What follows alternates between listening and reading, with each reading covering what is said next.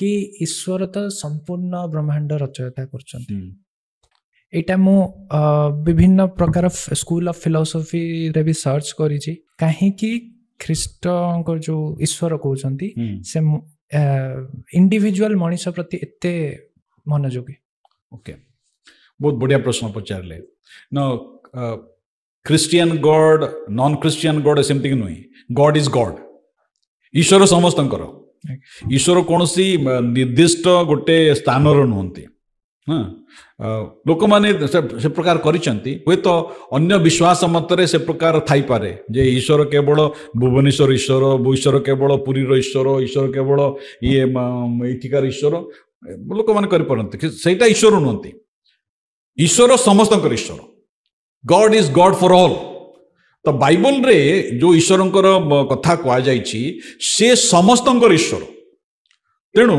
सी समस्त मनुष्य को सृष्टि करिसेंती and he is very much interested in every individuals तांकर दृष्टि रे समस्त मनुष्यर मूल्य समान अटे आमर दृष्टि रे आमे तीन प्रकार लोक मान को आमे सम्मानित करिथाउ बा आम मूल्य देथाउ जो माने टिके भेजा वाला ज्ञानी बुद्धिमान बर्तमान तो आर्टिफिशियल इंटेलिजेंट ज्ञानी माने आसिले से मान को आमे सम्मान देथाउ द्वितीय रे जो मन का चेहरा अच्छी हाँ सुंदर चेहरा अच्छी विशेष करी चित्र तारका मान कथा देखो से माने जदि भुवनेश्वर का आसबे आमर युवगोष्ठी तांको पछरे पड़ी जिवे हाँ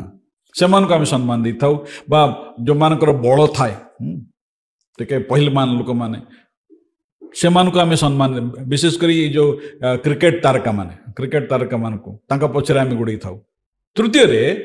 आमे जो माने धनी लोक